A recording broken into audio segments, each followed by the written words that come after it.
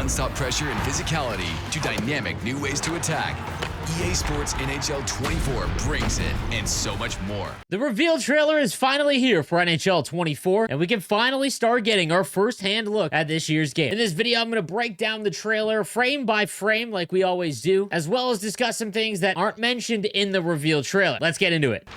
We couldn't be more excited to show you what's new this year, including a suite of new gameplay features that up the intensity, authenticity, and connectivity of the game. Crossplay is here. Now, you can finally compete with or against your friends on same-generation consoles. This vastly improves matchmaking quality and shortens wait times, so you and your crew can make the most of your time on the ice. Crossplay is now complete. In NHL 24, we are going to have the ability to mix and match different consoles when playing World of Chum. In NHL 23, they introduced crossplay, however, it wasn't a finished product because you were only able to match the opposite console. Your entire team had to be made up of the same console, meaning that PlayStation and Xbox teams could play against each other, but you couldn't mix and match on your own team. So in NHL 24, the feature is completed. This is a literal game changer. The exhaust engine lets you feel the intensity of hemming an opponent in the zone, forcing you to make strategic decisions like choosing to establish puck possession or attack on the rush. Now, I stated that NHL 24's gameplay is going to be the biggest year-over-year change that we've seen in a decade, and I stand by that. There is a lot to break down when it comes to the new exhaust engine. Now, let me be clear. That does not mean that this is going to be the greatest gameplay we've ever had. It simply means that this is the biggest change that we have had. All I can speak to is my own personal time with the game so far, but as a full-time creator for this game, I haven't been more excited for everyone to get their hands on it, to give their feedback ever, because like I mentioned, it is a hell of a change. Exhaust engine is made up of the sustained pressure system and the goalie fatigue system. The sustained pressure system rewards extended offensive events such as shooting, passing, and checking in the attacking zone, as you can see with the pressure gauge. Let's begin with the sustained pressure system. In NHL 24, once you or your opponent enters the offensive zone, your pressure meter will begin to fill. We'll get into how to fill up the meter in just a little bit, but once that meter is full, the offensive zone players will receive a boost to attributes, which means that they will be a little bit faster, they'll have better shots and passes, and really make the defense have to work to get the puck back. On the defensive side of things, when your opponent fills up the meter, you receive a debuff to your attributes, meaning that you're going to skate a little bit slower. Your players are going to act like they're very tired. Now, for my time playing NHL 24 so far, this was pretty noticeable, especially when you were trying to defend. It reminds me a lot of like in the NHL when a penalty kill has been out there on the ice forever, and you're basically just trying to take away one-timer passing lanes and allowing your goalie to see a shot. This is why I think it is such a drastic change year over year. What I think this is going to lead to is a lot less of those Reddit posts where you dominate the game but still happen to lose. However, I think this completely changes the meta of how we play this game, and I'll get into that in just a little bit. The offensive team will gain a boost in stats due to the adrenaline effect, while the defensive team gets a decrease in stats due to the pinned effect. This change makes real hockey plays effective. The dump and chase can be used to wear down the opponent and retrieve the puck. Full pressure strategies, like peppering the goalie from all angles to tire them out, are now effective and cause authentic goal scrambles. And cycling the puck to build sustained pressure opens up new opportunities to attack the net. On the defensive side, you now have to choose between making the safe boards and outplay or risk turning the puck over in the slot.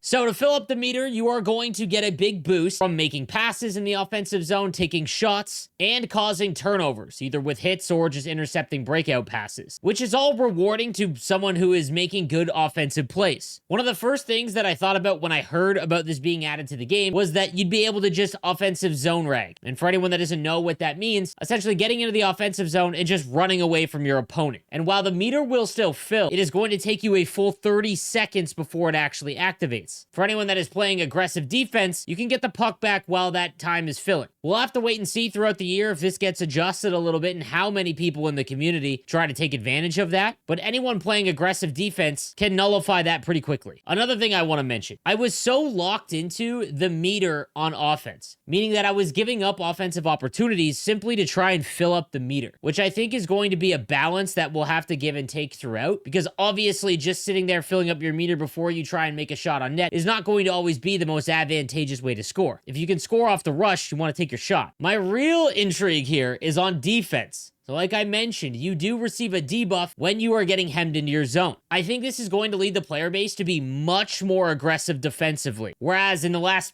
10 years, a majority of the player base would just sit in the middle and wait for everyone to go to the outside and try to intercept passes or force weak shots. In NHL 24, if that full pressure meter fills up, it's going to make it a lot more difficult to get the puck back. Again, that is just my personal experience from playing about 20-25 games. We've also added the goalie fatigue feature, adding over 50 new goalie animations, including a brand new desperation save package. Goalies will now tire as you increase attack zone time, move the puck around, and most importantly, get shots on net. As a goalie tires, they'll make more errors, causing rebounds and absolute chaos in the crease.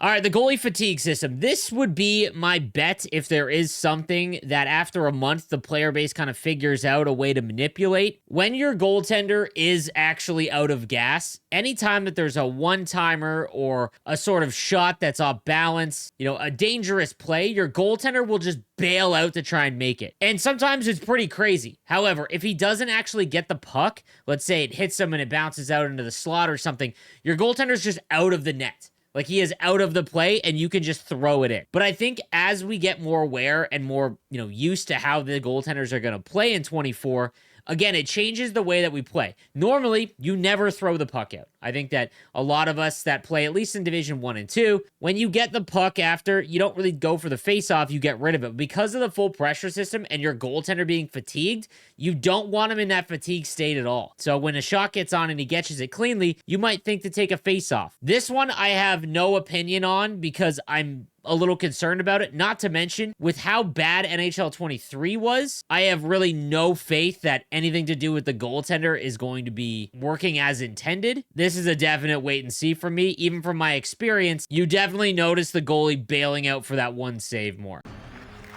Take the body, take the game. The physics-based contact feature revolutionizes checking in NHL 24, bringing more physicality to the game and ramping up the fun and authenticity of defensive plays. Now, if you land a big check, your opponent will re-enter the play slower, creating more turnovers and counterattack opportunities. But if you don't connect, you'll be left out of position. This really increases the risk-reward factor and makes gameplay incredibly exciting. Landing a clean, solid check on the opponent will result in new physics-based and animation-based reactions, creating tons of new wow moments in every game. You definitely notice hitting far more in NHL 24. We're going to touch on total controls in just a little bit, but the physicality in NHL 24 was far higher. Now, while testing the game, especially in 1v1, because we're not at 99 and not everyone had a bunch of X factors, it's a little difficult to tell and too early for me to say if like unstoppable force or truculence is overpowered, those kinds of things. But every time that you landed a hit, you definitely felt it more than in prior games. Not to mention when you actually hit someone hard enough and you lined him up and he's down and out, like he's pretty much out of the play for that entire rush. Like it's significant. So if you are someone that likes to play really physical, you will definitely get rewarded for that, as opposed to prior years where they would get hit, immediately back up, and then they basically have the same amount of energy that they had, and they're just right back into play. A quick push on the right stick will allow you to shove the opponent, creating quick puck separation with lower penalty risk. This took some getting used to. Now, you'll see the controller change in just a little bit, but in prior years, if you were going to land a big hit, let's say, and you use the right thumbstick, you would hold it up and then eventually just kind of get to that player, right? Like you would kind of lead into the hit. In NHL 24, if you tap up, like if you flick up on the right stick, it will do a shove animation. And if you're not in a position to actually shove your opponent, you'll make a motion like trying to shove and you're just completely flat-footed. On top of that, if you use this new controller layout, you essentially have to take a slap shot to get a big hit instead of a shove. So again, kind of awkward to set up, or you can use a button, but again, we'll talk about that in the controller section that's coming up. Plus, we've also introduced a new gameplay meta that adds a dedicated reverse body check control. This allows the puck carrier to protect the puck with their body to impactful effect. It's clear that they are trying to make the controls and the game a little bit more simple. And again, you're going to see that in the controller section. This mechanic, I'm not really sold on. To put this in perspective, how this works is when you are carrying the puck and someone is coming at you for a hit, you can essentially just hit A, or depending on your controller layout, click in the right stick, and you will do a reverse hit. You will lose the puck momentarily, but you will crank whoever is running at you. And from my experience, you did not need the back at you X factor, and it didn't really matter if you were using smaller players. So again, as an example, you can skate down the boards, and if someone was kind of hit you and crush you up against the boards, if they timed it right, you would be munched, and they'd have a beeline right for your net. I didn't like how easy it was, but again, I'll wait until the entire player base has it to get a better feel for it. It made the game far more fun and arcadey, but I don't know if everyone's going to enjoy that. And to make all of that even sweeter, you can now send players into the bench and break the glass. This is cool for offline players that want some more immersion. There's a reason why broken glass was taken out in online play. Heading into the bench, kind of cool again, but like nothing crazy. Showing off your skill has never been this fun. Total Control Skill Moves introduces a whole new control setup that makes highlight reel moves more intuitive and accessible. Button-backed moves give you more options, but timing the play right and reading the ice will be the difference between success and failure. However, if you prefer legacy controls, you'll still have that option. All right, Total Controls. If I were to guess, this is probably going to be where a lot of the harshest criticism or focus is in the online community. To put this in perspective, essentially, your button controls, so depending on what console you're on, but let's say on PS5, X, square, triangle, and circle, those all have a mapped deke move. So essentially, it removes the skill stick from having to be used for these dekes. Like I mentioned in the checking portion, it seems to me that they're making the game much more accessible to the casual player in that aspect because everything is just one button on your controller. Now, the big focus here is that, yes, the Michigan is now just one button, and I have no idea how it's going to play out once everyone gets their hand on the game. But again, I'm going to give you my personal experience with it. It is not instant, meaning that if you get behind the net and you just tap Y very quickly, it won't do the Michigan for you. You've got to hold it for about a good second and a half, and you will get the puck up on your stick and you can throw it around. Now, I played a couple games against other creators and other actual players when I was in Vancouver. And without even trying, that was where a lot of the early games went. We wanted to see how easy it was to do at Michigan. In one game, we just instinctively went behind the net on every rush to try it, and I think a lot of the player base is going to do that early on. It was very easy to be defended. I mean, like, if you have anyone near it, you should be able to knock it off the stick and it won't go in. The other dekes as well. I found that the responsiveness wasn't all that snappy, meaning that if I had a choice, the skill stick is far superior when trying the other deke moves as opposed to the buttons. Now, I'm playing on PlayStation 5. PS5 is a major input lag issue in NHL 23, and I don't know if it's carrying over into NHL 24, but I didn't find it even usable to use those one-touch dekes on a PS5 controller, but that might just be my own personal PlayStation. This one I'm so curious to see once you guys get your hands on the games, because I can guarantee you almost every single player is immediately going to go behind the net to try Michigan, and I'm wondering just how effective it is once the entire player base gets a shot at it. Plus, a new ability to fake, pass, or deke out of every move also adds a dynamic new offensive layer to the game. Tick, tack, toe. Vision passing puts tape-to-tape play with your teammates at your fingertips, offering quicker direct passes to keep puck possession and mount that all-important pressure. By mapping the controller's face buttons to your teammates, vision passing doesn't just allow more efficient passing, but opens up different opportunities like disguising a pass on a PP to set up the perfect play. This also unlocks stretch and breakaway passes, giving you new ways to attack the net. But hitting the correct button alone won't guarantee a perfect pass. Gameplay components and player attributes all factor into a successful play. This, from my experience, has been fantastic. Something that I know a lot of people have been asking for quite some time. Icon passing will be in NHL 24, and I found a lot of benefits from using it. So as you are carrying the puck, if you hold down the right trigger, all of your players will have a button associated to them pop up above their head. And all you've got to do is tap that button and it will send an accurate pass to that player. But on top of that, I found it very, very helpful when trying to break the puck out or looking for passing lanes. With that icon just above their head, it was easier to see everything as you're breaking the puck out. So I have nothing but great things to say about this feature being added. Plus, we've added one-touch passing, which lets you quickly move the puck around the ice by tapping the pass button as the puck is in transit. Altogether, this creates so many more exciting passing opportunities and ways for players to get creative on the ice. Again, this one's another win. So if you are using icon passing, and let's say you fire it to whoever is associated with the X button, before that pass gets there, you can tap A, and it will immediately send it right to that A player. I found it really helpful when setting up tic-tac-toe plays in the offensive zone or even on the breakout. So again, can confirm from my experience, this has been really good. For our brick walls out there, an update to our human goalie controls makes playing goal more accessible and intuitive. Historically, the game's controls made it easy to lose the net, creating frustrating empty net goals and a steep learning curve. So in NHL 24, we have added a new tethered control system.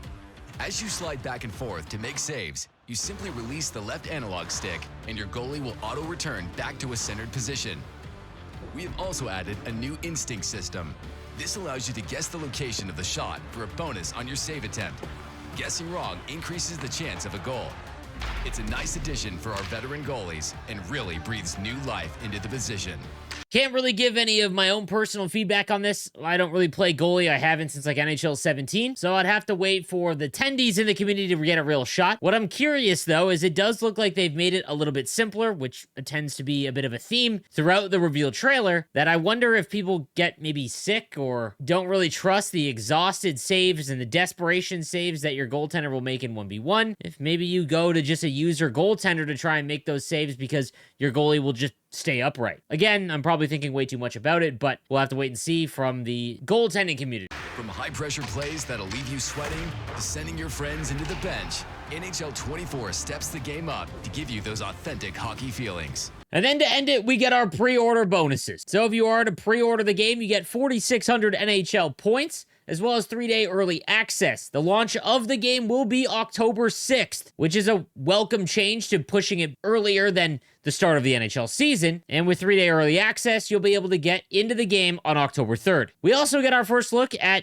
a Cale Makar exclusive player item for Hockey Ultimate Team, which is 85 overall. You get a Hut Power-Up Icon Choice Pack, and a World of Chell Battle Pass XP modifier. There'll be more on that throughout the rest of the summer. So, there is a lot of change this year when it comes to gameplay specifically. Like I mentioned earlier in the video, I cannot wait for everyone to get access to the beta so that you can give your feedback. 23 was one of the worst NHL games we've got. We can't forget that. And I don't know if this game is going to be exceptionally better, but at least after today, you can understand why it's at least different than the prior game. Make sure you are subscribed. I have a lot more info coming in the next little while in regards to NHL 24, and I'll see you next time. Have a good one.